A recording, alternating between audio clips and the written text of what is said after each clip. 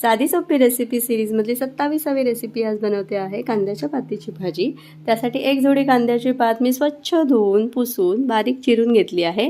कढईमध्ये घेतलं आहे तेल, 7 ते 8 लसूण पाकळ्या सालासहित ठेचून घेतल्या। एकच हिरवी मिरची इथे घेतली आहे कारण पातीच्या कांद्याला स्वतःचा असा तिखटपणा असतो।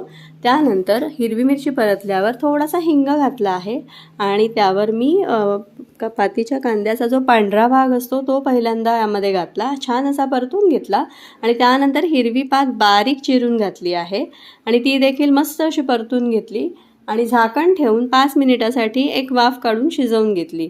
आता इथे बघू शकता भाजी छान शिजली आहे। आता यामध्ये चवीपुरतं मीठ घालून त्यानंतर भरपूर असं ओलं खोबरं यामध्ये मी घातलं आहे। ओल्या खोबऱ्यामुळे भाजीला चव खूप छान येते आणि तिखटपणा देखील बॅलन्स होतो आणि मस्त अशी कांद्याच्या पातीची भाजी इथे खाण्यासाठी तयार आहे। अगदी सोपी रेसिपी आहे, जवळजवळ 15 मिनिटात बनते, त्यामुळे घाईच्या वेळेला नक्की करू शकता आणि चविष्ट आहे, पौष्टिक आहे आणि चटपटीत खाल्ल्यानंतर कधीतरी अशी साधी सोपी भाजी नक्की करून बघा आणि कशी वाटली मला कमेंटमध्ये कळवा आणि जर आवडली तर चॅनलला नक्की सबस्क्राईब करा। अशाच माझ्या छान छान रेसिपीज पाहत राहा। थँक्यू।